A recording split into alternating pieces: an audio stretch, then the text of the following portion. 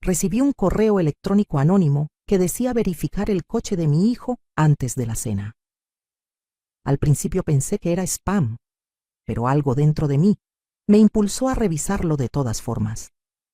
Mientras mi familia conversaba en la sala, fingí sentirme mal y salí hacia el garaje. Lo que encontré en ese coche destrozó en segundos la familia que había construido durante 30 años. Allí, escondidas bajo el asiento del conductor, había joyas que reconocí inmediatamente. Eran las piezas de oro que mi difunta madre me había dejado, las mismas que guardaba en mi joyero y que pensé haber perdido meses atrás. Pero eso no era lo peor.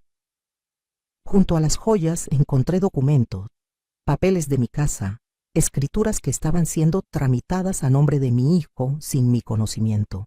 Mi propio hijo me estaba robando. Mi propio sangre estaba planeando quitarme todo lo que tenía.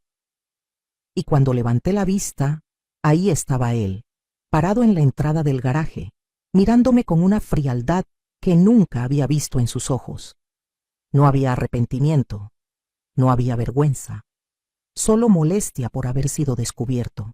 Sigue mi historia hasta el final y comenta la ciudad desde donde me estás viendo para saber qué tan lejos ha llegado mi relato. Me llamo Rosa Elena y tengo 68 años. Sé que muchas dirán que a esta edad una ya debería estar descansando, disfrutando de los nietos, tejiendo en el portal de la casa. Pero mi vida nunca fue de descanso. Desde que enviudé hace 15 años, cuando mi esposo murió de un infarto dejándome sola con 3 hijos, todavía dependiendo de mí, cada día ha sido una batalla. Mi esposo era albañil, un hombre trabajador pero que nunca pudo ahorrar mucho. Cuando murió, lo único que quedó fue la casa donde vivíamos, una propiedad modesta en las afueras de la ciudad, y algunas deudas que tuve que pagar, vendiendo hasta mis propios anillos de matrimonio. Mis hijos en ese entonces tenían 25, 22 y 19 años. Podría pensarse que ya estaban grandes para valerse por sí mismos, pero la realidad es que ninguno había terminado sus estudios, ninguno tenía un trabajo estable. Yo trabajaba limpiando casas, 5 casas diferentes cada semana. Me levantaba a las 5 de la mañana y regresaba a las 8 de la noche. Mis manos quedaban rojas y agrietadas del cloro y los detergentes. Mi espalda me dolía tanto que había noches en que no podía ni acostarme, tenía que dormir sentada en una silla. Pero nunca me quejé. Una madre no se queja cuando se trata de sus hijos. Con ese dinero pagué que mi hijo mayor, Roberto, terminara su carrera de administración. Pagué que mi hija del medio, Verónica, estudiara enfermería. Y al más pequeño, Javier, lo mantuve mientras decía que buscaba su camino. Roberto se recibió y consiguió un buen trabajo en una empresa de logística. Me prometió que apenas se estabilizara me ayudaría, que yo podría dejar de limpiar casas ajenas. Pasaron 2 años y la ayuda nunca llegó. Siempre había un gasto, siempre había una razón. Necesitaba un coche para ir al trabajo, necesitaba ropa apropiada para la oficina, necesitaba una computadora mejor. Yo seguí limpiando casas. Verónica se casó con un hombre que conoció en el hospital donde hacía sus prácticas. Ni siquiera me consultó sobre la boda, solo me avisó un mes antes.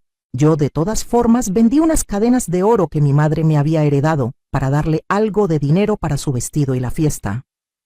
Ella lo tomó como si fuera lo mínimo que yo podía hacer, como si fuera mi obligación. Javier, el más pequeño, mi bebé, se quedó viviendo conmigo. Ya tenía 34 años y seguía sin encontrar ese famoso camino que buscaba. Trabajaba de vez en cuando en lo que saliera, pero la mayor parte del tiempo estaba en casa, comiendo lo que yo preparaba, usando el agua y la luz que yo pagaba, pidiendo dinero prestado que nunca devolvía. Hace 3 años recibí una noticia que cambió todo. Mi tía Esperanza, hermana de mi padre, murió en Guadalajara. Ella no tenía hijos y en su testamento me dejó una pequeña herencia. No era una fortuna, pero para alguien como yo era un milagro. Eran 200,000 pesos, más una casita pequeña que ella tenía rentada en un pueblo cercano. Esa renta me daba 5,000 pesos mensuales. Por primera vez en mi vida sentí que podía respirar. Podía dejar de limpiar tantas casas. Podía cuidar mis rodillas que ya me estaban fallando. Podía tal vez disfrutar un poco de la vida. Les conté a mis hijos sobre la herencia con ilusión, pensando que se alegrarían por mí. La reacción que tuve me dejó fría. Roberto inmediatamente empezó a hablar de inversiones, de que él podía manejar ese dinero mejor que yo, de que una mujer de mi edad no sabía de finanzas. Verónica sugirió que les diera una parte a cada uno, que era lo justo después de todo lo que ella había sufrido criándose sin lujos. Y Javier simplemente preguntó cuándo podría comprarle el coche que necesitaba para buscar trabajo. Ninguno, ni uno solo, dijo que me alegraba por mí, que por fin podría descansar. Después de aquel día cuando les conté de la herencia, las cosas empezaron a cambiar en mi casa. Al principio fueron pequeños comentarios. Roberto venía a visitarme los domingos, algo que antes hacía una vez al mes, y siempre terminaba hablando de dinero. Que si había visto las tasas de interés de tal banco, que si no era mejor invertir en un negocio familiar, que él tenía contactos que podían triplicar mi dinero.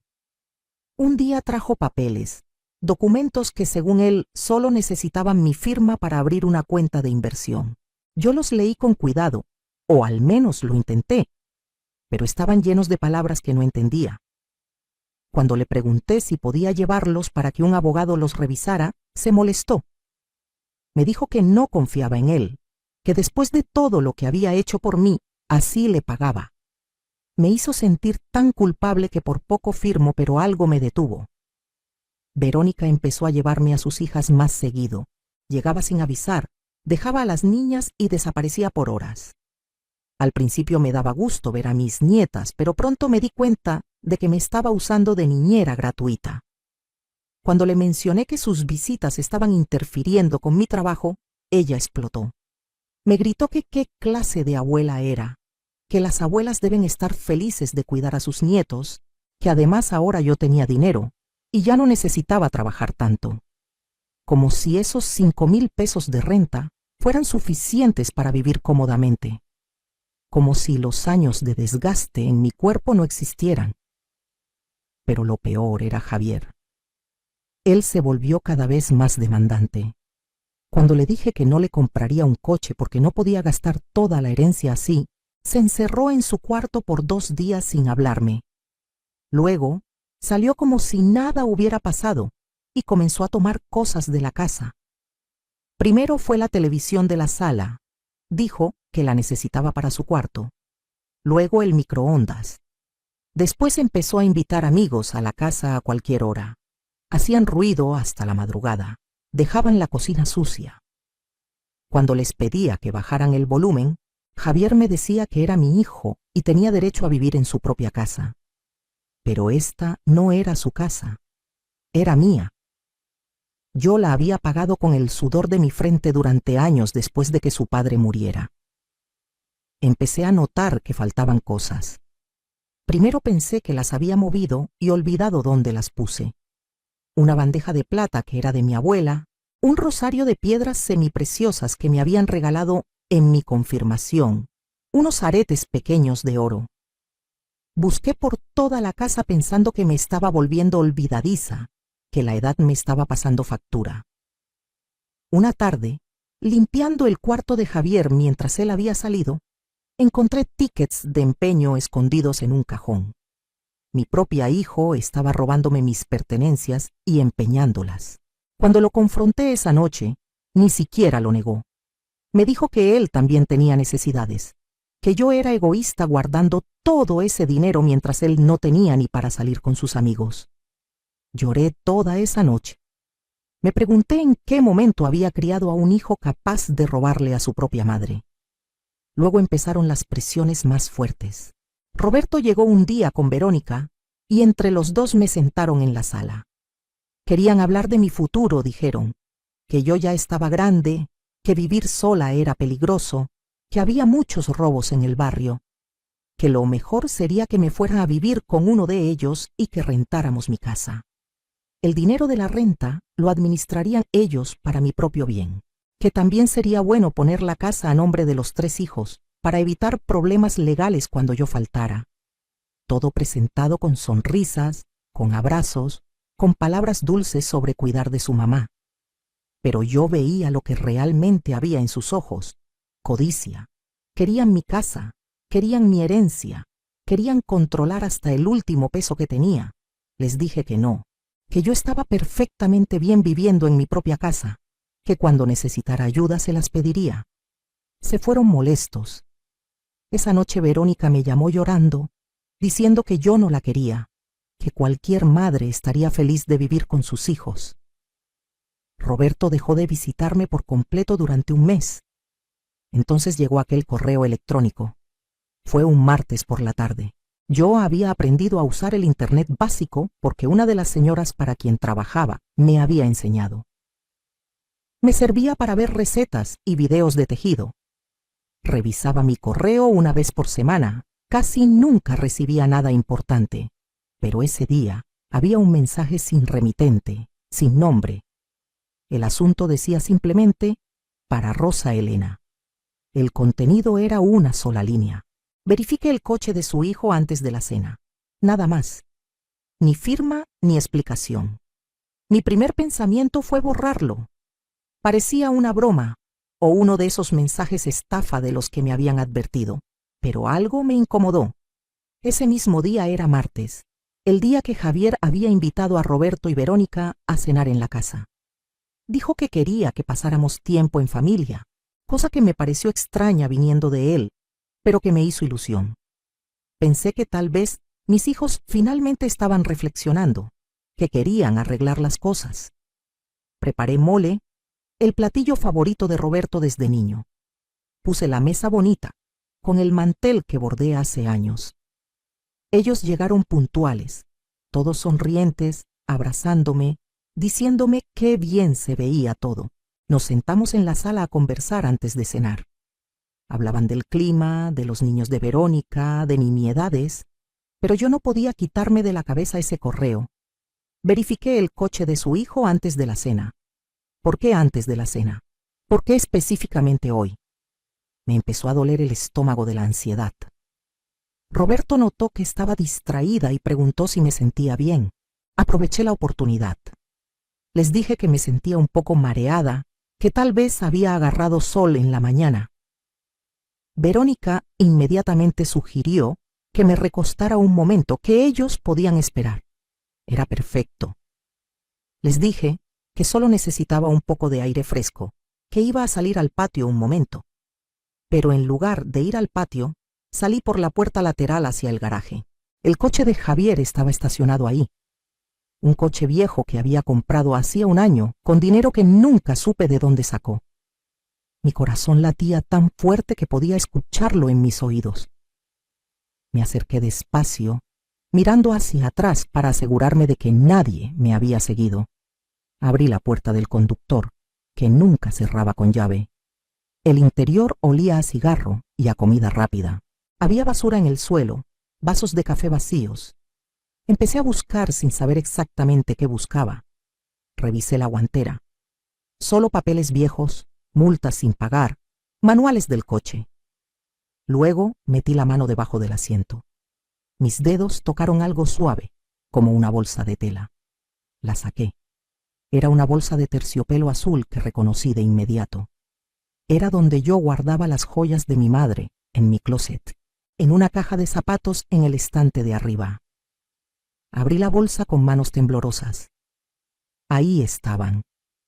El collar de perlas que mi padre le regaló a mi madre en su aniversario número 20. Los aretes de oro con rubíes pequeños que ella usó el día de mi boda.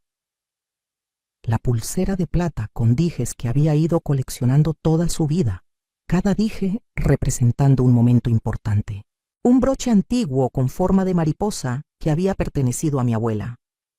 Todas las piezas que yo guardaba como tesoro, no porque fueran particularmente valiosas en dinero, sino porque eran lo único que me quedaba de mi madre. Piezas que yo había notado que faltaban hacía 3 meses, pero que Javier juró que no había visto, sugiriendo que tal vez Yo las había guardado en otro lado y olvidado. Yo había buscado por toda la casa, durmiendo mal durante semanas pensando que me las habían robado durante algún descuido. Y aquí estaban, en el coche de mi hijo. Pero la bolsa se sentía pesada. Había algo más adentro. Saqué un folder manila. Lo abrí ahí mismo, bajo la tenue luz que entraba del garaje. Eran documentos legales. Reconocí el encabezado de un notario. Empecé a leer, y las palabras se volvían borrosas por las lágrimas que empezaban a formarse en mis ojos. Era una escritura de traspaso de propiedad de mi casa. De mi casa. A nombre de Roberto Martínez, Verónica Martínez de García y Javier Martínez. Mis 3 hijos. La fecha del documento era de hacía 2 semanas. Había una firma al final, en el espacio donde debía firmar yo como propietaria actual. Y reconocí esa firma porque la había visto antes en los papeles que Roberto me había traído hace un mes, los que él dijo que eran para una cuenta de inversión. Yo no los había firmado ese día, pero aparentemente Roberto se había llevado mi identificación sin que me diera cuenta, y había falsificado mi firma. Había más papeles. Solicitudes para sacar préstamos usando mi casa como garantía. Documentos del banco mostrando que ya habían solicitado información sobre el avalúo de la propiedad. Un borrador de contrato de venta de la casita que heredé de mi tía Esperanza, la que me daba los 5,000 pesos mensuales de renta. Todo estaba planeado, todo estaba en marcha. Mis hijos me estaban robando, no solo cosas, no solo dinero. Me estaban robando mi casa, mi estabilidad, mi futuro. Y lo estaban haciendo juntos, los 3 organizados, mientras me hacían creer que venían a una cena familiar, mientras yo cocinaba su mole favorito. Escuché pasos acercándose al garaje. Rápidamente guardé los documentos en el folder y lo metí de vuelta en la bolsa con las joyas. Cerré la puerta del coche justo cuando Javier apareció en la entrada del garaje. Nos miramos durante lo que pareció una eternidad. Yo con la bolsa de terciopelo azul en las manos. Él con los ojos yendo de mi cara a la bolsa y de vuelta a mi cara. Esperaba que se pusiera nervioso, que tartamudeara, que inventara una excusa, pero no. Su expresión se endureció. Caminó hacia mí y extendió la mano. «Dame eso», dijo. No era una pregunta, era una orden. Le dije que no, que estas eran las joyas de mi madre, que qué hacían en su coche. Él soltó una risa seca, sin humor. Dijo que esas joyas deberían ser de toda la familia, no solo mías, que yo era una egoísta guardándolas cuando él necesitaba dinero. Le pregunté por los documentos, por los papeles de la casa. Su expresión no cambió. Me dijo que dejara de husmear en cosas que no entendía, que Roberto y Verónica estaban cuidando de mi futuro porque yo era demasiado terca para hacerlo sola. Roberto y Verónica aparecieron detrás de Javier. Claramente habían escuchado parte de la conversación. Verónica tenía esa expresión que ponía desde niña, cuando la cachaban en una mentira, mitad desafiante, mitad víctima. Roberto venía con su cara de hombre de negocios, controlada, fría. «Mamá», dijo Roberto con esa voz calmada que usaba cuando quería sonar razonable, «necesitamos hablar de esto adentro, como adultos». Le mostré el folder con los documentos. Le pregunté qué significaba todo esto, por qué estaban intentando robarme mi casa. Él ni siquiera parpadeó. Dijo que no era robo, que era planeación familiar, que a mi edad era irresponsable no tener todo en orden, que cuando yo muriera, la casa iba a pasar por un proceso legal complicado y costoso, que ellos solo estaban siendo precavidos. Le recordé que yo no estaba muerta, que tenía 68 años, pero estaba perfectamente sana y en mis cabales. Verónica intervino con lágrimas en los ojos. Dijo que yo no entendía qué difícil era para ellos verme trabajando todavía a mi edad, que solo querían asegurarse de que estuviera cuidada, que si la casa estaba a nombre de ellos, podrían rentarla y darme el dinero para que no tuviera que limpiar casas nunca más. Podrían darme el dinero de mi propia casa, como si me estuvieran haciendo un favor. Les pregunté entonces por qué habían falsificado mi firma, por qué todo esto se estaba haciendo a mis espaldas, por qué Javier tenía las joyas de mi madre escondidas en su coche. El silencio que siguió fue respuesta suficiente. Javier fue el primero en romperlo. Dijo que estaba cansado de esta conversación, que yo era una malagradecida, que después de todo lo que habían hecho por mí, así les pagaba. Le pregunté qué exactamente había hecho él por mí. Él, que vivía en mi casa sin pagar renta, que comía mi comida, que usaba mis servicios, que me había robado y empeñado mis cosas. Se puso rojo de ira. Empezó a gritarme que él era mi hijo, que yo tenía la obligación de mantenerlo, que para eso son los padres. Roberto lo calló, poniéndole una mano en el hombro. Luego me miró con una expresión que me heló la sangre. Ya no había ni siquiera la pretensión de cariño, era puro cálculo. Dijo que podíamos hacer esto de la manera fácil o de la manera difícil, que yo era una mujer mayor viviendo sola, que era fácil para alguien de mi edad empezar a tener confusiones, olvidar cosas, tal vez incluso necesitar ayuda para tomar decisiones, que ellos, como mis hijos, podrían fácilmente demostrar ante un juez que yo ya no estaba en condiciones de manejar mis propios asuntos. Era una amenaza apenas velada. Estaban insinuando que me declararían incapaz mentalmente si no cooperaba.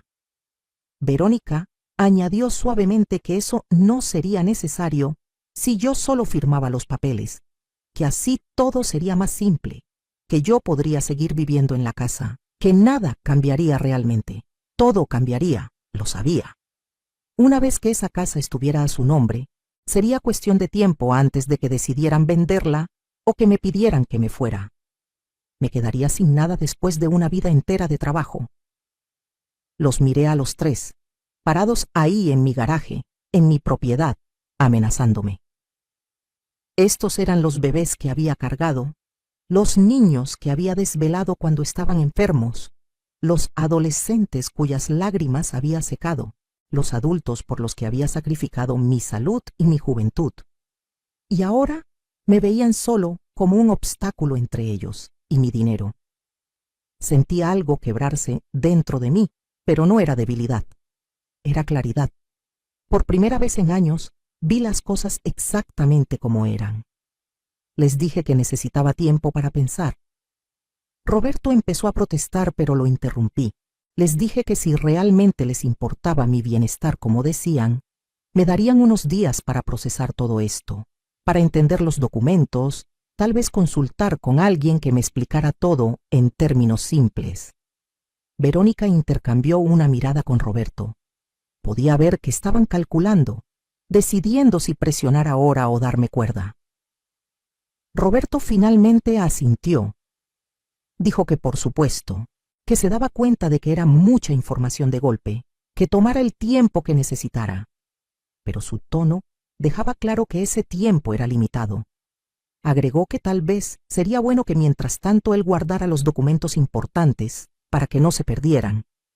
Le dije que no, que yo los guardaría en mi caja de seguridad en el banco. Mentí sobre tener una caja de seguridad, pero funcionó. Vi un destello de preocupación en sus ojos. Javier intentó tomar la bolsa de terciopelo de mis manos, pero la apreté contra mi pecho. Le dije que estas joyas se quedaban conmigo, que eran lo único que tenía de mi madre. Él gruñó algo sobre que yo siempre había sido egoísta, pero Roberto lo calló de nuevo. Dijo que estaba bien que me quedara las joyas, que eso no era importante ahora. Regresamos a la casa. La cena había quedado fría en la estufa. Nadie tenía hambre ya. Inventaron excusas. Dijeron que se habían acordado de compromisos, de cosas que hacer. En 15 minutos se habían ido todos. Me quedé sola en mi casa, con el mole frío en la estufa y el folder de documentos sobre la mesa de la cocina. Esa noche no dormí. Me quedé sentada leyendo cada papel, cada línea, tratando de entender completamente qué era lo que mis hijos habían planeado. Había documentos que ya estaban en proceso. La solicitud de traspaso de la casa ya había sido presentada ante el notario. Solo faltaba que se procesara y se registrara. La firma falsificada era bastante buena. Probablemente Roberto había practicado. Los préstamos solicitados usando mi casa como garantía sumaban casi $500,000. Si esos préstamos se aprobaban y yo no podía pagarlos, el banco se quedaría con mi casa. Y entonces entendí el plan completo. No solo querían la casa a su nombre, querían sacar dinero usando la casa como garantía, repartirse ese dinero y luego dejarme a mí con la deuda. Cuando yo no pudiera pagar, el banco tomaría la casa. Ellos argumentarían que habían intentado ayudarme, pero que yo había sido irresponsable. Y yo quedaría en la calle, sin casa, sin dinero, probablemente dependiendo de ellos para sobrevivir. Era brillante en su crueldad. Lloré hasta que no me quedaron más lágrimas. Luego me serví una taza de té de manzanilla y empecé a pensar. Ellos no sabían algo que nadie sabía excepto yo y el abogado que manejó el testamento de mi tía Esperanza. Cuando mi tía murió y me dejó la herencia, hubo más de lo que les conté a mis hijos, mucho más. La verdad era que mi tía Esperanza había sido una mujer muy astuta con el dinero.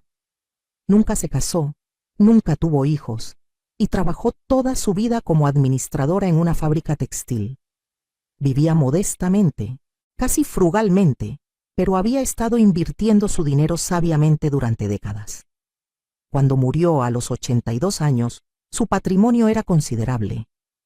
La casita que les mencioné a mis hijos, la que daba $5,000 de renta mensual, era solo una de 4 propiedades que ella tenía. Las otras 3 estaban en diferentes ciudades, rentadas a través de una administradora de propiedades, generando en total otros $25,000 mensuales. Los $200,000 que les conté era solo lo que había en su cuenta de cheques. Pero ella tenía inversiones en fondos y bonos que sumaban casi $2 millones. Todo eso pasó a mí. El abogado me recomendó no decirle a nadie sobre el monto total de la herencia. Dijo que el dinero cambia a las personas, que era mejor mantener las cosas privadas. Yo en ese momento pensé que estaba siendo paranoico. Mi familia nunca me haría daño por dinero, pensé. Qué ingenua fui. Seguí su consejo de todas formas, más por instinto que por desconfianza real. Solo les conté a mis hijos sobre la casita y los $200,000. El resto lo dejé invertido bajo el manejo de un asesor financiero que el abogado me recomendó. También había algo más que ellos no sabían. Hace 2 años, después de que empezaran las presiones de Roberto sobre inversiones y de que Javier empezara a robarme cosas, consulté con un abogado de forma privada. Le conté sobre mis preocupaciones, sobre cómo sentía que mis hijos me estaban usando.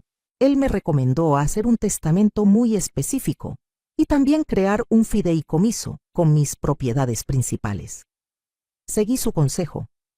Mi casa, la que mis hijos intentaban robarme, estaba ahora en un fideicomiso del cual yo era la única beneficiaria mientras viviera.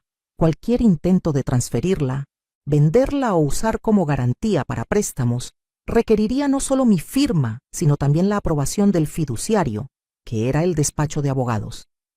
Los documentos que Roberto había falsificado eran legalmente inútiles. El notario que estaba procesándolos eventualmente descubriría que la propiedad estaba en fideicomiso y que todo el trámite era fraudulento. Esa misma noche, a las 2 de la mañana, le escribí un correo electrónico a mi abogado. Le conté todo lo que había descubierto, le tomé fotos a todos los documentos y se las envié. A las 9 de la mañana siguiente ya tenía su respuesta. Me citó en su oficina ese mismo día. Cuando llegué, él ya había revisado todo. Me explicó que lo que mis hijos estaban haciendo constituía varios delitos: falsificación de firma, intento de fraude, robo. Podía demandarlos penalmente si quería. Le dije que necesitaba tiempo para decidir qué hacer. Él entendió. Me sugirió que mientras tanto fingiéramos que todo seguía normal, que no dejara saber a mis hijos que había descubierto el alcance de sus planes, que los dejara creer que estaba considerando su propuesta. Mientras tanto, él pondría alertas en todas mis propiedades para que nos avisaran inmediatamente si alguien intentaba hacer cualquier trámite con ellas. Los siguientes días fueron los más difíciles de mi vida. Tuve que fingir normalidad mientras mi corazón estaba roto en 1000 pedazos. Javier seguía en mi casa, actuando como si nada hubiera pasado. Comía en mi mesa, veía mi televisión, usaba mi agua y mi luz, me hablaba cuando necesitaba algo, me ignoraba el resto del tiempo. Roberto me llamó 2 días después del incidente en el garaje. Preguntó si ya había pensado en la propuesta, si quería que pasara para explicarme de nuevo todo con calma. Le dije que todavía estaba considerándolo, que era una decisión grande. Él insistió en que no era tan grande, que en realidad nada cambiaría para mí, que seguiría viviendo en mi casa igual que siempre. La mentira era tan obvia que me dolía escucharla. Verónica fue más sutil. Empezó a llamarme todos los días, a veces 2 veces al día. Me preguntaba cómo estaba, me contaba de sus hijas, me decía cuánto me extrañaban las niñas. Luego, casualmente mencionaba lo cansada que me veía últimamente, que si había considerado finalmente dejar de trabajar, que con los arreglos que Roberto había propuesto yo podría vivir tranquila sin preocupaciones. Yo le seguía la corriente. Le decía que sí, que tal vez tenía razón, que estaba cansada. Podía escuchar la satisfacción en su voz. Pensaba que me estaba convenciendo. Mientras tanto me reuní con mi abogado 2 veces más.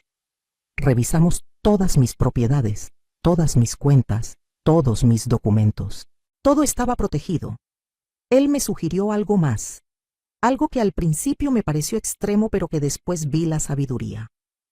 Me recomendó instalar cámaras de seguridad en mi casa, especialmente en los lugares donde guardaba cosas de valor.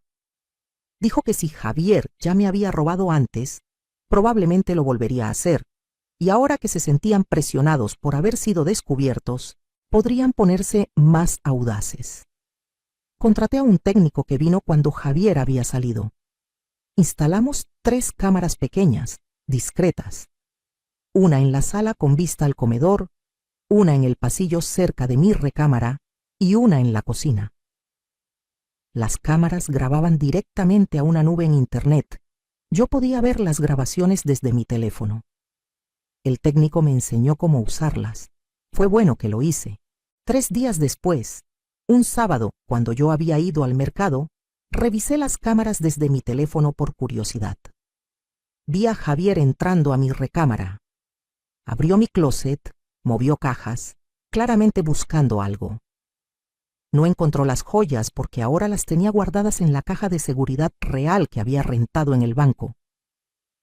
Pero lo vi tomar unas monedas antiguas que mi esposo había coleccionado y un billete de lotería viejo enmarcado que teníamos de recuerdo.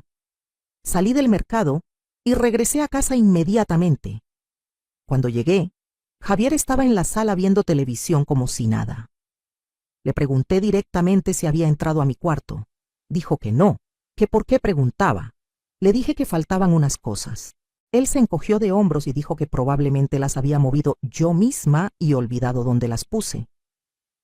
Esa insinuación de que estaba perdiendo la memoria, justo como Roberto había amenazado usar en mi contra, me enfureció. Pero me controlé. Solo asentí y dije que probablemente tenía razón. Lo dejé creer que me había engañado. Esa noche le envié el video a mi abogado. Ahora teníamos evidencia clara de robo. Pasó una semana. Roberto empezó a presionar más. Me llamó y dijo que el notario estaba preguntando cuándo iría a firmar los documentos finales que necesitaban proceder. Le dije que había estado enferma del estómago, que en cuanto me sintiera mejor, iría. Él ofreció llevarme él mismo, llevar el notario a mi casa si era necesario. Podía escuchar la desesperación empezando a filtrarse en su voz. Probablemente ya había gastado dinero contando con que este fraude funcionaría. Verónica cambió de táctica. Llegó a mi casa llorando una tarde. Dijo que su esposo la estaba tratando mal, que necesitaba dinero para un abogado de divorcio. Me pidió 50,000 pesos. Cuando le dije que no tenía esa cantidad disponible, ella señaló que sí la tenía, que todos sabían de mi herencia. Le dije que ese dinero estaba invertido y no podía sacarlo sin perder intereses. Ella gritó que qué me importaban más, los intereses o el bienestar de mi hija, que qué clase de madre era. Llamé su bluff, le dije que estaba bien, que vendería la casita que me heredó mi tía y le daría el dinero de esa venta. Ella inmediatamente se retractó. Dijo que no quería que hiciera eso, que ella encontraría otra manera. Quedó claro que no necesitaba el dinero para ningún divorcio. Solo estaba probando cuánto podía sacarme. La farsa continuó. Yo actué confundida, cansada, vulnerable. Dejé que creyeran que me estaban convenciendo poco a poco. Roberto me trajo nuevos papeles, más simples, dijo, más fáciles de entender. Eran exactamente lo mismo que antes, pero redactados de forma que parecieran menos amenazantes. Les dije que los leería con calma. Mientras tanto, mi abogado estaba preparando algo más. Sin que mis hijos lo supieran, presentamos una denuncia formal ante la Fiscalía por falsificación de documentos y fraude. No procedimos inmediatamente con ella, pero quedó registrada y fechada. También hice algo más. Contacté a todos los notarios de la ciudad y registré una alerta indicando que si alguien presentaba documentos de mis propiedades, verificaran directamente conmigo por teléfono antes de proceder. Di 3 números de contacto, mi celular, el del despacho de abogados y el del asesor financiero. Cualquier intento de usar documentos falsificados sería inmediatamente detectado. 2 semanas después del descubrimiento en el garaje, Roberto, Verónica y Javier aparecieron juntos en mi casa un domingo. Dijeron que necesitábamos tener una reunión familiar.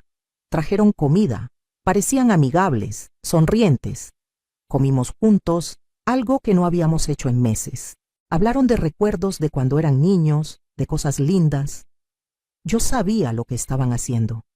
Me estaban ablandando para el golpe final. Después de comer, Roberto sacó los papeles.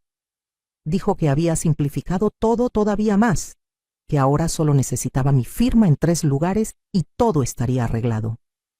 Que podíamos hacerlo ahora, rápido, y yo nunca más tendría que preocuparme por nada. Verónica tomó mi mano.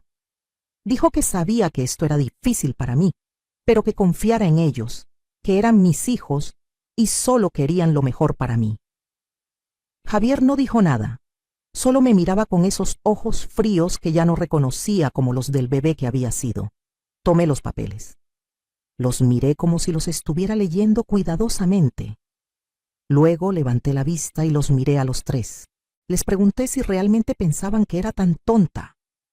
Las sonrisas se congelaron en sus caras.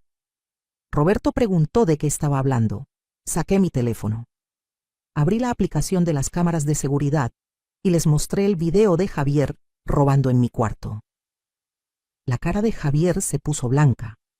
Verónica empezó a decir que eso no era lo que parecía, pero la interrumpí. Saqué copias de todos los documentos que había encontrado en el coche de Javier, incluyendo los de la falsificación de firma. Los puse sobre la mesa. Les dije que sabía exactamente qué estaban planeando, cada detalle. Roberto intentó tomar control de la situación. Dijo que yo estaba malinterpretando todo, que esos documentos eran solo borradores, ideas que estaban explorando para ayudarme. Le pregunté cómo falsificar mi firma me ayudaba exactamente. Silencio. Entonces hice algo que había estado planeando. Saqué los estados de cuenta de mis inversiones reales, las que ellos no sabían que existían. Les mostré los números. Casi 2 millones de pesos en inversiones, más las 4 propiedades generando renta. Vi sus caras cambiar de la negación a la confusión y luego a la codicia pura. No 2 millones, susurró Verónica.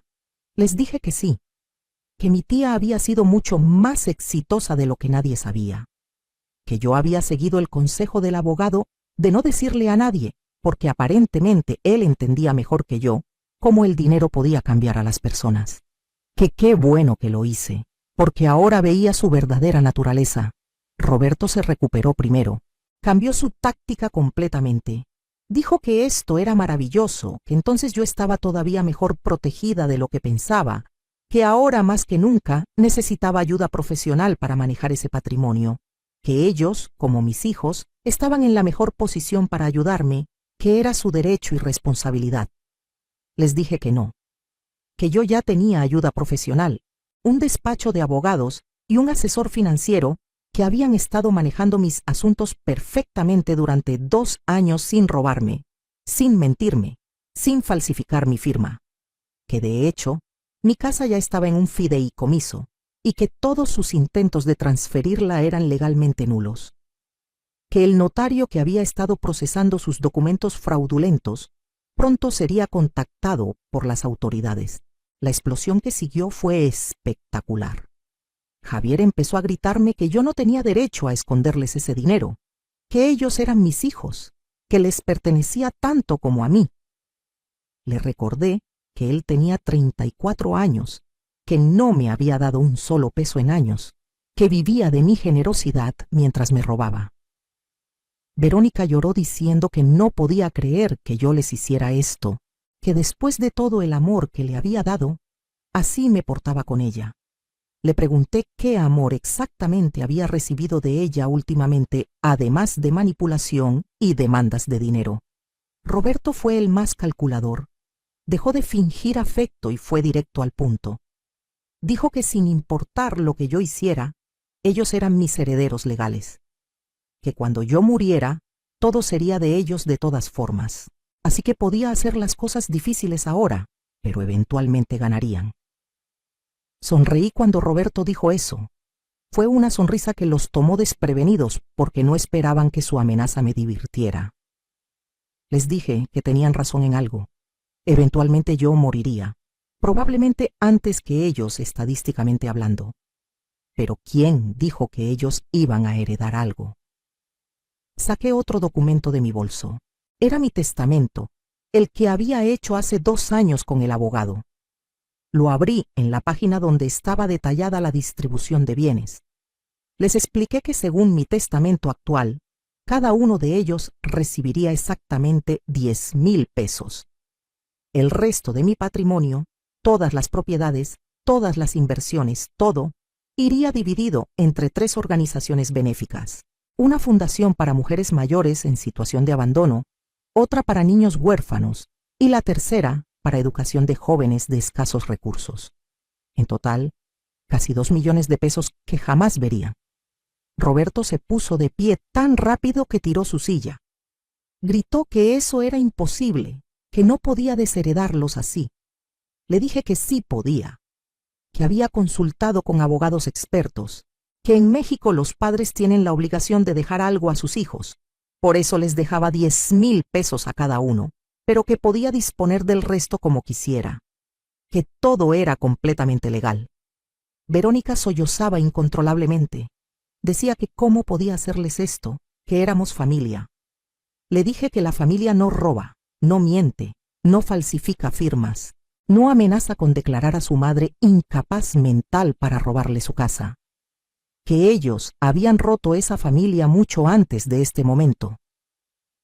Javier hizo algo que nunca había hecho. Se abalanzó sobre mí. Intentó arrebatarme el testamento de las manos, gritando que lo iba a romper, que no lo permitiría. Roberto tuvo que sujetarlo. Yo me puse de pie, temblando pero firme. Les dije que ese testamento que sostenía era solo una copia.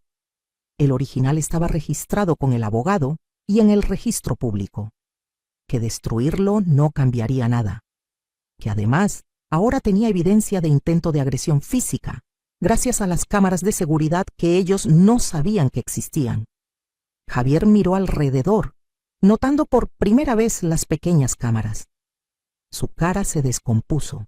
Les dije que se fueran de mi casa, que Javier tenía 3 días para sacar sus cosas y entregarme las llaves, que si en 3 días seguía aquí, llamaría a la policía y presentaría cargos formales por robo y allanamiento. Roberto intentó un último acercamiento. Suavizó su voz. Se acercó a mí como lo hacía cuando era niño y quería algo. Dijo que entendía que estaba enojada, que tenía derecho a estarlo, pero que no arruinara nuestra relación para siempre por un malentendido. Que podíamos arreglar esto, empezar de nuevo. Le dije que no había malentendido, que había visto claramente quiénes eran realmente, que me habían mostrado que me veían solo como una fuente de dinero, no como su madre, que había criado a 3 extraños egoístas y codiciosos, y que parte de esa culpa era mía por haberlos consentido demasiado, por haberles dado todo sin enseñarles el valor del esfuerzo y la gratitud. Salieron de mi casa esa noche, los 3 furiosos, amenazando, maldiciendo. Javier gritó desde la puerta que me arrepentiría, que volvería cuando estuviera vieja y enferma rogando por su ayuda, y él me cerraría la puerta en la cara. Le dije que prefería morir sola, que vivir rodeada de víboras esperando que muriera para robarme. Verónica me maldijo entre sollozos. Dijo que le había arruinado la vida, que todo era mi culpa. Roberto fue el último en irse. Se detuvo en la puerta y me miró con una expresión de odio puro que nunca olvidaré. Dijo que esto no terminaba aquí, que iba a pelear el testamento, que conseguiría doctores que certificaran que yo no estaba en mis cabales, que pasaría el resto de mi vida en tribunales si era necesario. Le dije que hiciera lo que quisiera, que tenía recursos para pelear también, y que a diferencia de él, yo tenía la verdad de mi lado. Cerré la puerta. Me recargué contra ella y me eché a llorar. No de tristeza, aunque había algo de eso. Lloré de alivio, de liberación, de rabia contra mí misma por haber sido tan ciega durante tanto tiempo. Esa noche dormí mejor de lo que había dormido en meses. Al día siguiente empezaron los mensajes. Primero de números que no reconocía, probablemente amigos o parejas de mis hijos, diciendo que era una mala madre, una egoísta, que cómo podía hacerle eso a mi familia. Los bloqueé todos. Luego llamaron primos, tíos lejanos, gente que no había visto en años.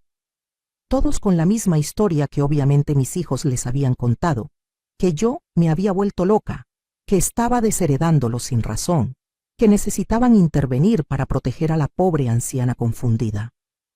A algunos les expliqué la verdad. Les conté sobre la falsificación de documentos, los robos, las amenazas. Algunos me creyeron y se horrorizaron.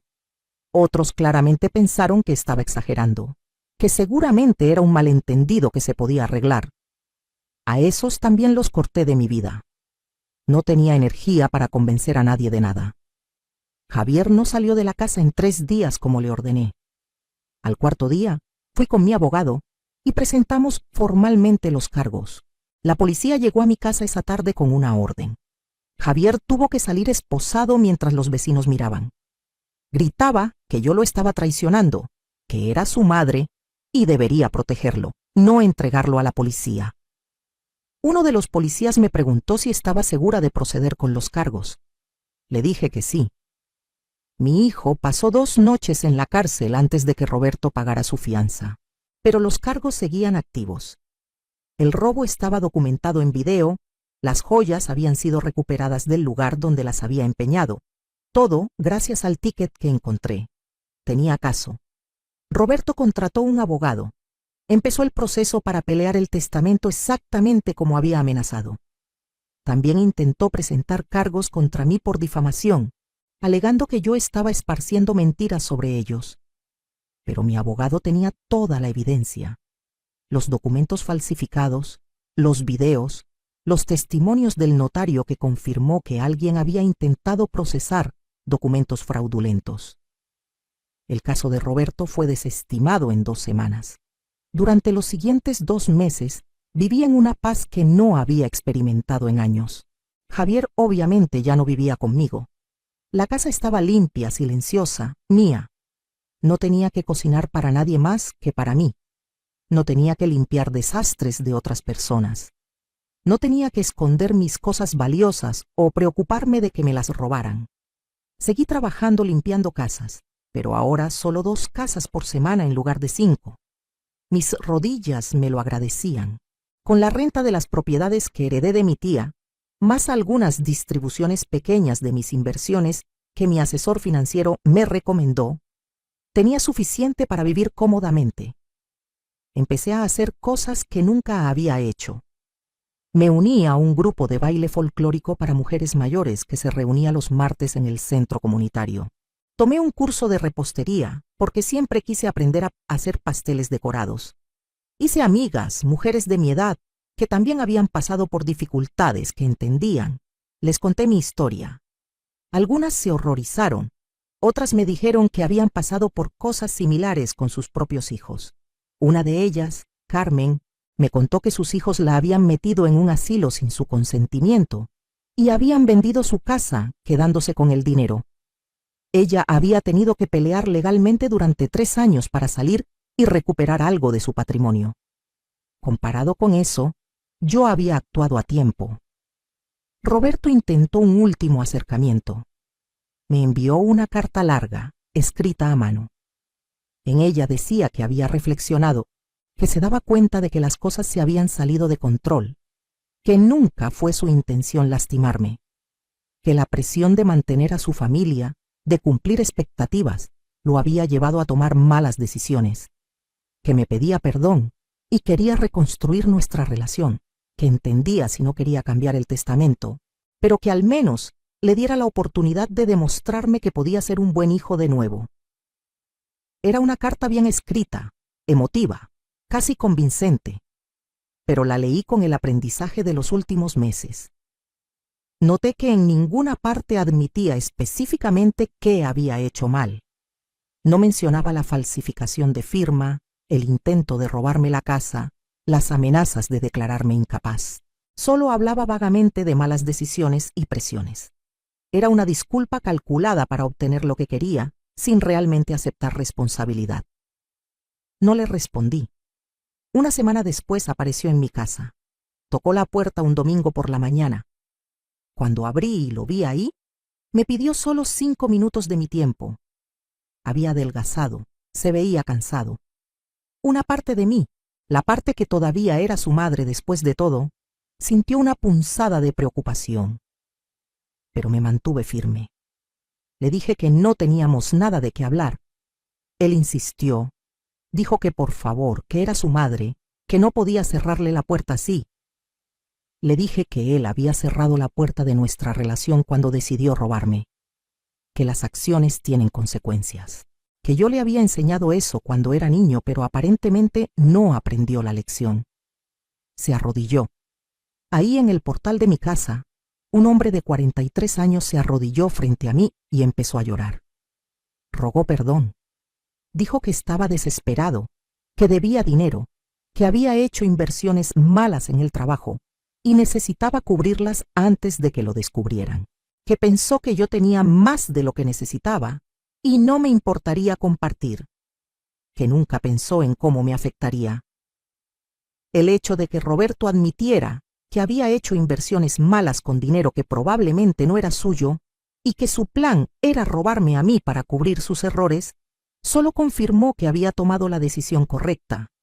Le dije que se levantara, que estaba haciendo un espectáculo frente a los vecinos. Se levantó, pero no se fue. Preguntó qué tenía que hacer para que lo perdonara. Le dije la verdad, que no sabía si algún día podría perdonarlos a él y a sus hermanos, que el perdón no era algo que se podía exigir o negociar, era algo que tal vez, con tiempo y verdadero cambio, podría surgir, pero que ese cambio tenía que ser real, no una actuación para obtener acceso a mi dinero, que si realmente quería empezar a reparar algo, empezara por aceptar las consecuencias de sus acciones, que dejara de pelear el testamento, que cooperara con las investigaciones sobre la falsificación de documentos, que él y sus hermanos me dejaran en paz. Se quedó callado un largo rato. Luego preguntó si hacía todo eso, cambiaría yo el testamento de vuelta. Y ahí estaba. Todavía era condicional, todavía era transaccional. No estaba buscando perdón real o reconciliación real. Estaba negociando acceso a mi herencia. Le dije que no, que el testamento se quedaba como estaba, que si él hacía cambios en su vida, sería por él mismo, para ser una mejor persona, no para obtener algo de mí. Su expresión cambió. La máscara de arrepentimiento cayó y vi de nuevo esa frialdad calculadora. Dijo que entonces no tenía caso, que si de todas formas no iba a cambiar el testamento, no tenía ningún incentivo para dejar de pelear, que iba a hacer todo lo posible por demostrar que yo no estaba en mis cabales, que conseguiría doctores, testimonios, lo que fuera necesario. Le dije que hiciera lo que quisiera, pero que se fuera de mi propiedad ahora. Se fue. Esa fue la última vez que lo vi en persona. Verónica intentó un acercamiento diferente. Apareció con mis nietas un mes después. Las niñas corrieron hacia mí gritando «abuela», abrazándome. Me partió el corazón. Yo amaba a esas niñas. Las extrañaba terriblemente. No era culpa de ellas lo que su madre había hecho. Verónica lo sabía. Estaba usando a las niñas como arma emocional. Me dijo que las niñas me extrañaban mucho, que preguntaban por mí todo el tiempo, que no entendían por qué ya no las veía, que los problemas entre nosotras no tenían por qué afectar mi relación con mis nietas. Las niñas me preguntaron si podían pasar a jugar, si tenía galletas como antes. Miré a Verónica. Ella tenía esa expresión de triunfo apenas disimulada. Pensaba que me tenía acorralada. Me agaché al nivel de las niñas. Les dije que las amaba mucho, que no era que no quisiera verlas, pero que su mamá y yo teníamos que resolver algunos problemas primero, que cuando fueran más grandes entenderían. Una de ellas, Sofía, de 6 años, preguntó si era porque mami había dicho cosas feas de mí. Me quedé helada. Miré a Verónica. Ella se puso roja. Le pregunté a Sofía qué cosas había escuchado decir a su mami. La niña, con esa honestidad brutal de los niños, dijo que su mami le había dicho a su papi que yo era una vieja egoísta y tacaña, y que cuando me muriera iban a pelear para quitarle todo mi dinero a las fundaciones y quedárselo ellos, que estaban hablando con abogados para encontrar formas de romper el testamento. Verónica intentó callar a Sofía, decirle que no dijera esas cosas, que había entendido mal. Pero el daño estaba hecho. No solo había confirmación de que seguían planeando robarme incluso después de muerta, sino que lo estaban discutiendo frente a niñas pequeñas, envenenándolas contra mí. Le dije a Verónica que tomara a las niñas y se fueran. Ella intentó protestar, pero la interrumpí. Le dije que usar a las niñas como herramienta de manipulación era lo más bajo que había hecho, y eso ya era decir mucho. Que no iba a permitir que continuara hablando mal de mí frente a ellas. Que cuando las niñas fueran mayores, si querían buscarme, mis puertas estarían abiertas. Pero que mientras tanto, ella y sus hijas no eran bienvenidas en mi casa. Las niñas empezaron a llorar confundidas. Verónica las tomó de las manos y se fueron, pero no sin antes gritarme que yo era la que estaba destruyendo esta familia, que esto era culpa mía. La vi irse y lloré. Lloré por las niñas que no merecían estar en medio de esto. Lloré por la relación que probablemente nunca tendría con ellas. Pero me mantuve firme. No podía permitir que me manipularan usando a las niñas. Sería establecer un precedente de que podían hacer lo que quisieran mientras tuvieran la palanca emocional correcta. Los meses pasaron. El caso penal contra Javier avanzó lentamente a través del sistema judicial. Mi abogado dijo que probablemente terminaría en un acuerdo, tal vez libertad condicional, dado que era su primera ofensa registrada y el monto robado no era enorme, pero quedaría en su récord. Los intentos de Roberto de invalidar mi testamento fueron a ninguna parte. 2 doctores examinaron mi salud mental a petición del juez. Ambos certificaron que yo estaba completamente competente, lúcida y capaz de tomar mis propias decisiones. El juez desestimó la petición de Roberto con un comentario seco sobre hijos adultos que sienten que tienen derecho al dinero de sus padres. Lentamente, empecé a reconstruir mi vida no alrededor de mis hijos, sino alrededor de mí misma. Era raro al principio. Había sido madre durante más de 40 años. Toda mi identidad estaba atada a ese rol. Tomar decisiones basadas solo en lo que yo quería, no en lo que mis hijos necesitaban, se sentía egoísta. Pero mi terapeuta, sí, empecé a ir a terapia. Me ayudó a entender que no era egoísmo, era autocuidado. Era reconocer mi propio valor más allá de lo que podía dar a otros. Vendí una de las propiedades que heredé de mi tía, la más pequeña. Con ese dinero hice algo que siempre había soñado, pero nunca pensé que sería posible. Viajé. Fui a Oaxaca, recorrí las zonas arqueológicas, comí en mercados locales, compré artesanías. Fui a Chiapas, vi las cascadas de Agua Azul, navegué por el cañón del Sumidero. Fui a Guanajuato, caminé por sus calles de colores, asistí al Festival Cervantino. Cada viaje era una revelación. Yo, una mujer de casi 70 años que había pasado la mayor parte de su vida limpiando casas y criando hijos, estaba viendo mi propio país como turista. Estaba conociendo gente, aprendiendo cosas, viviendo. En uno de esos viajes, en San Miguel de Allende, conocí a un hombre. Se llamaba Arturo. Tenía 72 años. Era viudo. Nos conocimos en un tour de una galería de arte. Él estaba visitando desde Monterrey, yo desde mi ciudad. Empezamos a platicar y no paramos en horas. Arturo era diferente a cualquier hombre que hubiera conocido. No me preguntó sobre mis hijos o mi familia. Me preguntó sobre mí, qué me gustaba, qué me apasionaba, qué pensaba del arte que estábamos viendo. Me escuchaba realmente, no solo esperando su turno para hablar. Pasamos ese día juntos recorriendo San Miguel. Cenamos en un pequeño restaurante en una terraza con vista a la ciudad iluminada. Cuando terminó el fin de semana, intercambiamos números. Pensé que tal vez me llamaría una vez, tal vez dos, y luego desaparecería como suelen hacer los encuentros casuales. Pero Arturo me llamó 3 días después. Y luego otra vez. Y otra. Empezamos a hablar por teléfono regularmente, videollamadas, donde platicábamos de todo. Él me contó sobre su esposa, que había muerto de cáncer 5 años atrás, sobre sus 2 hijas que eran profesionistas exitosas y vivían en Estados Unidos, sobre cómo había pasado los últimos años sintiendo que su vida ya había terminado, que solo estaba esperando el final. Yo le conté mi historia. Todo. Los años de sacrificio, la traición de mis hijos, el testamento, todo. Esperaba juicio, o al menos incomodidad.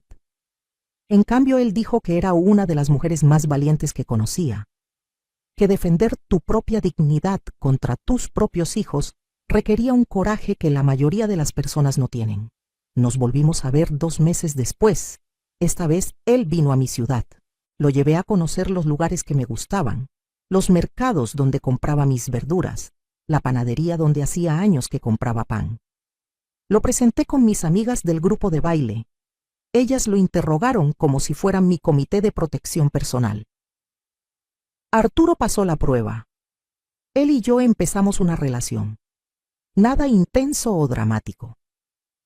A nuestra edad no necesitábamos drama. Era compañía, conversación, alguien con quien compartir una taza de café en la mañana o una película en la tarde. Alguien que me valoraba por quien era, no por lo que podía darle. No vivíamos juntos. Cada uno tenía su propia casa, su propio espacio. Pero viajábamos juntos, nos visitábamos, hablábamos todos los días. Era feliz, genuinamente feliz. Y con esa felicidad vino claridad. Me di cuenta de que había pasado décadas de mi vida sintiendo que mi valor venía de cuánto podía sacrificarme por otros. Mientras más daba, más sufría, más me sacrificaba, más valiosa era como madre, como mujer. Pero eso era mentira.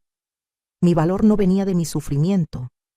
Venía de ser una persona completa con mis propios sueños, necesidades y derechos. Un día, casi un año después de la confrontación con mis hijos, recibí otra llamada de Roberto. Su voz sonaba diferente, cansada.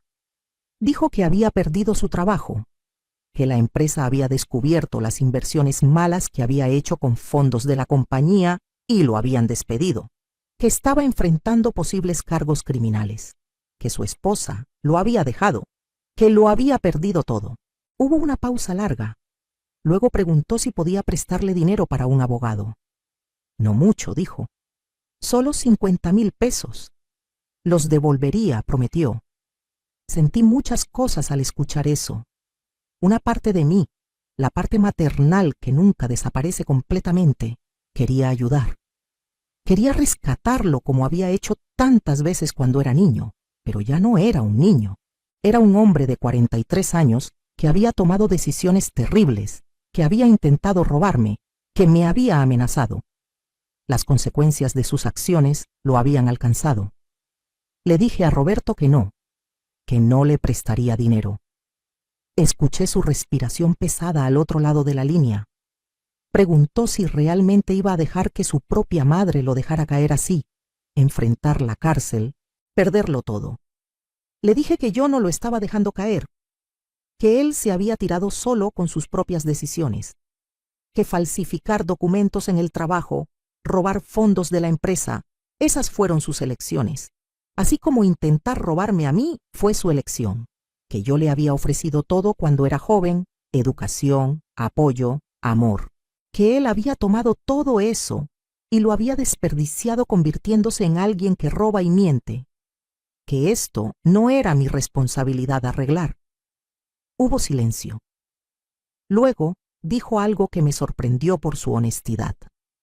Dijo que tenía razón, que todo esto era culpa suya, que había pasado el último año culpándome a mí, odiándome, pero que la verdad era que él había arruinado su propia vida, que lamentaba todo lo que me había hecho, que entendía si nunca podía perdonarlo, que solo quería que supiera que finalmente lo entendía. Colgó antes de que pudiera responder. No sé si fue una disculpa real o un último intento de manipulación.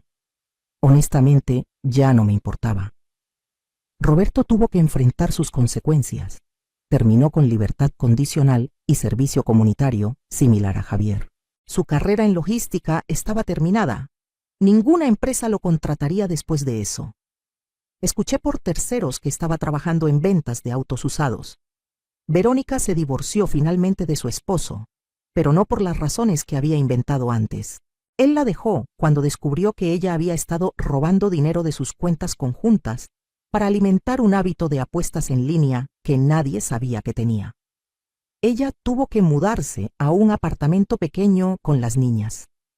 Javier vagó de trabajo en trabajo, nunca durando más de unos meses en cada lugar. La última vez que supe de él, estaba viviendo con una novia que lo mantenía. Mis 3 hijos, todos enfrentando las consecuencias de vidas construidas sobre mentiras, manipulación y el sentimiento de que el mundo les debía algo. Yo seguí con mi vida. Arturo me pidió que me casara con él en nuestro aniversario de 2 años de relación. Le dije que sí. No hicimos una boda grande, solo nosotros 2, un juez, y mis amigas del grupo de baile como testigos. Arturo tampoco tenía mucha familia cerca. Hicimos un pacto prenupcial claro. Lo que era mío se quedaba mío. Lo que era suyo se quedaba suyo. Ninguno de los 2 estábamos buscando ventaja financiera, solo compañía. Nos mudamos juntos a una casa nueva que compramos juntos, cada uno poniendo la mitad. Vendí mi casa vieja, la que Roberto y sus hermanos habían intentado robarme. No quería vivir más ahí con todos esos recuerdos. La casa nueva era más pequeña pero más bonita, en un vecindario tranquilo, con un jardín donde Arturo cultivaba verduras y yo plantaba flores. Actualicé mi testamento. Ahora dejaba una pequeña cantidad para las hijas de Arturo, que siempre habían sido amables conmigo. Para mis propios hijos, la cantidad se quedó igual, 10,000 pesos cada uno. El resto seguía yendo a las fundaciones benéficas. Agregué una cláusula específica. Si alguno de mis hijos intentaba disputar el testamento de cualquier forma, perdería incluso esos 10,000 pesos. Se quedaría con 0. Mi abogado me aseguró que era legal y ejecutable. Ahora tengo 70 años. Han pasado 2 años desde todo aquello. 2 años desde que descubrí las joyas en el coche de Javier, desde que mi mundo se destruyó y tuve que reconstruirlo desde 0. Miro hacia atrás y casi no reconozco a la mujer que era. Esa Rosa Elena que se levantaba a las 5 de la mañana para limpiar casas ajenas hasta que le dolía todo el cuerpo, que se sacrificaba hasta no quedar nada de sí misma, que medía su valor por cuánto podía dar a hijos que solo tomaban y nunca daban nada a cambio. Esa mujer ya no existe. En su lugar está esta Rosa Elena que viaja, que baila, que tiene un esposo que la adora, que tiene amigas que la valoran, que se levanta cada mañana emocionada por el día que viene en lugar de agotada antes de empezar. No voy a mentir y decir que no duele. Duele no tener relación con mis hijos. Duele no ver crecer a mis nietas. Duele saber que la familia que soñé tener, la familia unida y amorosa que sacrifiqué todo para construir, nunca existió realmente. Solo existió en mi imaginación. Pero he aprendido algo importante. El dolor de establecer límites, el dolor de defender tu dignidad, el dolor de decir no, es agudo pero limpio. Se siente intenso en el momento pero sana. El dolor de permitir que te usen, de sacrificarte por personas que no lo aprecian, de vivir sin respeto propio, ese dolor es sordo pero constante.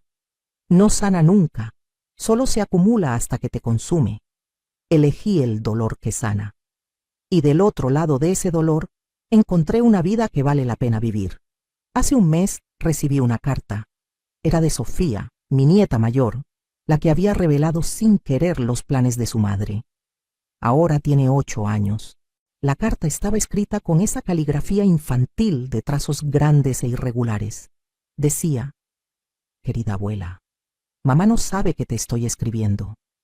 Mi amiga del colegio me ayudó a buscar tu dirección. Te extraño. Mamá dice que tú fuiste mala con nosotros, pero yo no creo eso.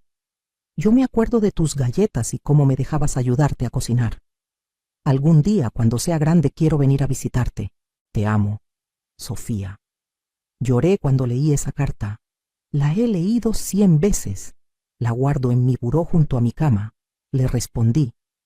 Le escribí una carta apropiada para una niña de 8 años, sin hablar mal de su madre, sin explicar cosas que no necesita saber todavía.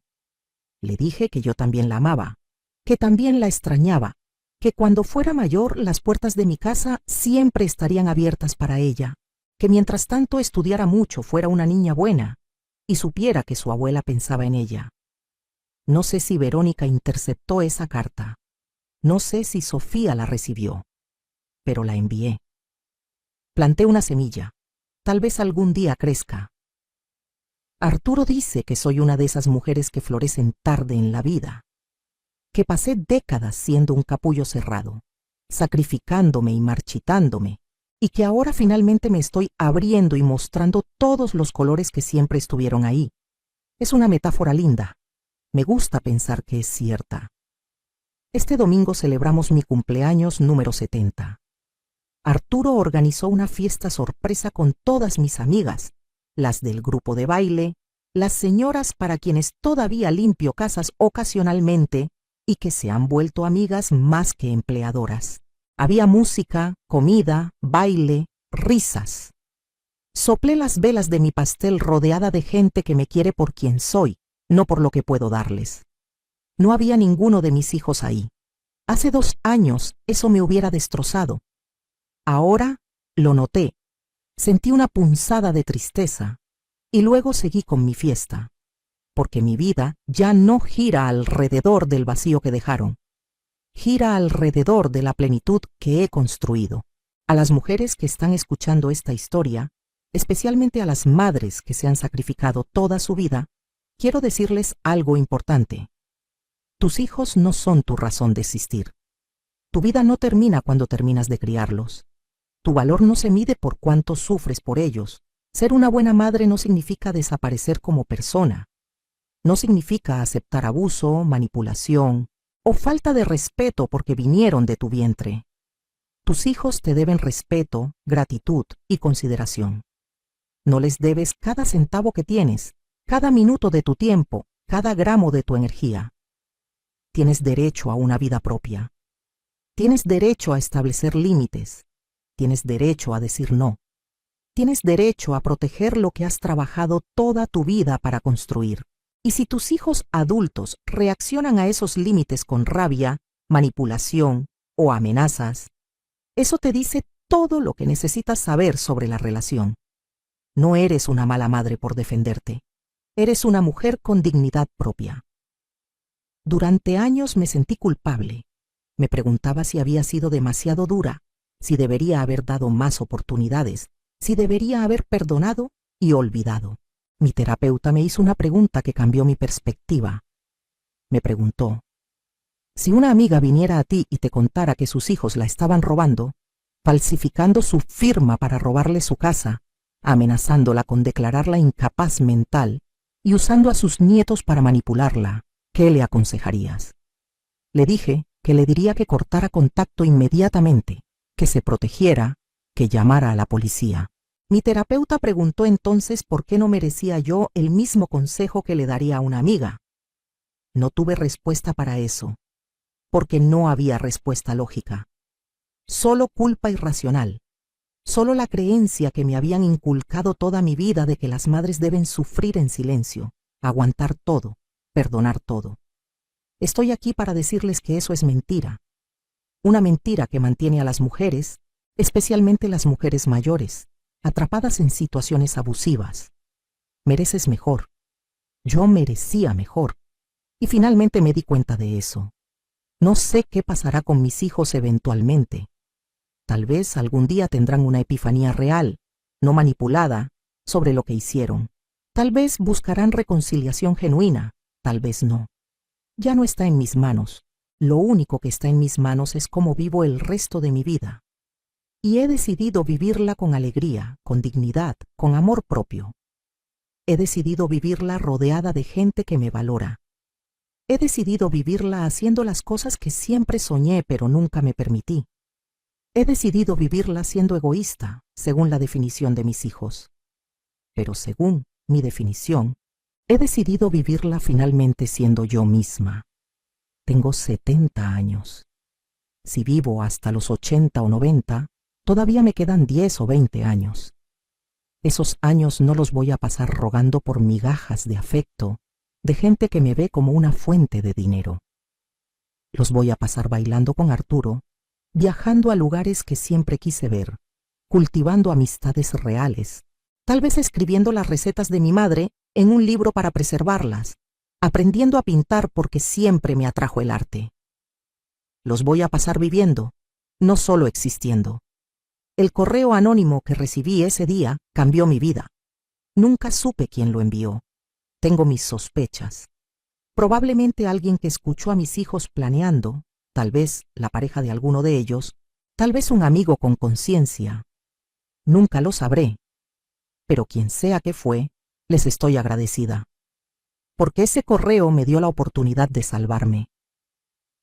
Me pregunto a veces qué habría pasado si no lo hubiera recibido, si no hubiera revisado el coche de Javier. Probablemente eventualmente habrían logrado su plan.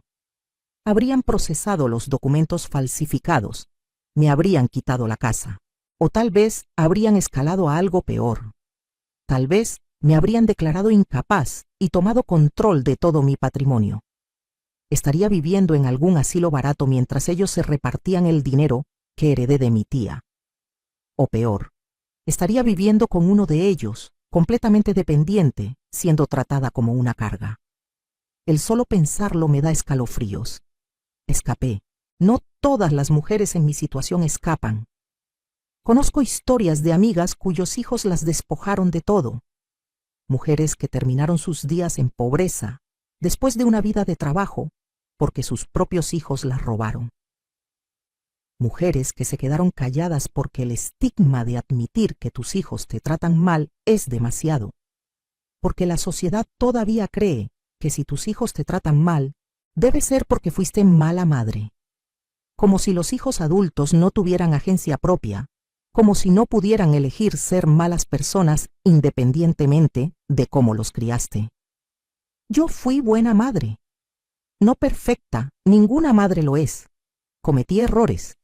Probablemente los consentí demasiado, les di demasiado, no les enseñé suficiente sobre responsabilidad y consecuencias, pero los amé, los cuidé, me sacrifiqué por ellos de formas que muchos ni siquiera pueden imaginar. Y aún así eligieron robarme. Esa elección fue de ellos, no mía. Su codicia, su falta de empatía, Su disposición a destruir a su propia madre por dinero, eso vino de ellos. Yo no planté esas semillas. Tal vez la sociedad lo hizo, con sus mensajes constantes de que tu valor se mide en tu cuenta bancaria. Tal vez sus amistades lo hicieron, con comparaciones constantes sobre quién tiene más. Tal vez simplemente hay algo roto en ellos que yo nunca pude ver cuando eran pequeños. No importa ya. Lo que importa es que yo sobreviví, que recuperé mi vida, que ahora, cuando me miro en el espejo, veo a una mujer que me gusta. Veo fuerza, veo sabiduría ganada con dolor, veo a alguien que finalmente se puso a sí misma primero. Y esa mujer es hermosa, no de la forma convencional. Tengo 70 años, tengo arrugas, tengo manchas de la edad. Mi cuerpo muestra cada uno de los años que he vivido y trabajado. Pero es un cuerpo que me ha servido bien. Manos que limpiaron 1000 casas y ahora plantan flores en mi jardín. Rodillas que dolieron subiendo escaleras ajenas y ahora bailan folclore. Espalda que se dobló bajo el peso de baldes de agua y ahora se endereza con dignidad propia. Si pudiera hablarle a la Rosa Elena de hace 2 años, la que estaba a punto de abrir ese correo anónimo, le diría que se prepare. Que lo que viene va a doler más de lo que puede imaginar. Que va a cuestionar todo lo que pensaba que sabía sobre su familia, sobre sí misma, sobre lo que significa ser madre. Que va a tener noches donde llore tanto que piense que nunca va a parar. Pero también le diría que del otro lado de todo ese dolor hay una vida que vale la pena. Hay libertad, hay paz, hay alegría real. Hay bailes los martes con amigas que se ríen tan fuerte que les duele el estómago. Hay viajes a lugares hermosos con un hombre que la trata como la reina que es. Hay mañanas donde se despierta emocionada por el día en lugar de agotada antes de empezar. Hay noches donde duerme profundamente en lugar de preocupándose sobre qué cosa van a pedir o tomar sus hijos ahora. Le diría que vale la pena, que defender tu dignidad siempre vale la pena. A las hijas e hijos que están escuchando esto, los que tienen buenas relaciones con sus padres, cuídenlas. Aprecien los sacrificios que hicieron por ustedes. No den por sentado que siempre estarán ahí. Traten a sus padres con el respeto y amor que merecen, no solo cuando necesiten algo. Y si tienen padres mayores con recursos, nunca, jamás, los vean como una herencia esperando a suceder. Son personas completas con sus propias vidas, sus propios sueños, su propio derecho a disfrutar lo que trabajaron para conseguir. No tienen obligación de dejarte nada. Si lo hacen, es un regalo, no un derecho. Y para las hijas e hijos que se reconocen en esta historia, los que han tratado a sus padres como yo fui tratada, solo les diré esto: las consecuencias vienen. Tal vez no hoy, tal vez no mañana, pero vienen. Y cuando lleguen, cuando sus padres finalmente establezcan límites o los corten completamente, no será crueldad. Será supervivencia. Será la cosecha de las semillas que ustedes plantaron. Cuando me preguntan si me arrepiento de algo, de haber cortado a mis hijos de mi vida, de haber cambiado el testamento, de haber presentado cargos contra Javier, mi respuesta es siempre la misma: no. No me arrepiento de nada. Me arrepiento de no haberlo hecho antes. Me arrepiento de los años que desperdicié permitiendo que me trataran mal, pensando que eventualmente cambiarían, que eventualmente me valorarían. Me arrepiento de no haberme valorado a mí misma antes, pero de las decisiones que tomé hace 2 años, de defender mi dignidad, de proteger mi futuro, de elegirme a mí misma por primera vez en mi vida, de eso no me arrepiento ni un segundo. Esta es mi historia. La historia de una mujer que pasó 70 años aprendiendo una de las lecciones más difíciles: que amar a otros nunca debe significar dejar de amarte a ti misma. Que ser generosa nunca debe significar permitir que te roben. Que ser madre nunca debe significar dejar de ser persona. Aprendí esas lecciones tarde, pero las aprendí. Y ahora vivo cada día aplicándolas. ¿Qué harías tú en mi lugar? Si descubrieras que tus hijos te están robando, planeando quitarte tu casa, dispuestos a declararte incapaz para controlar tu dinero, ¿qué harías? Comenta abajo. Cuéntame tu historia si has pasado por algo similar. Y comenta la ciudad desde donde me estás viendo para saber qué tan lejos ha llegado mi relato.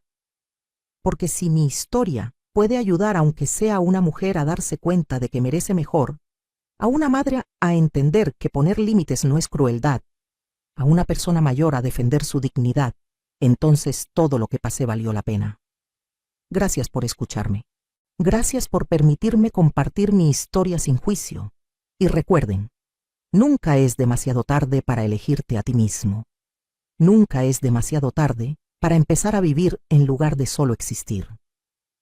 Yo lo hice a los 68. Tú puedes hacerlo a cualquier edad. La vida que mereces te está esperando.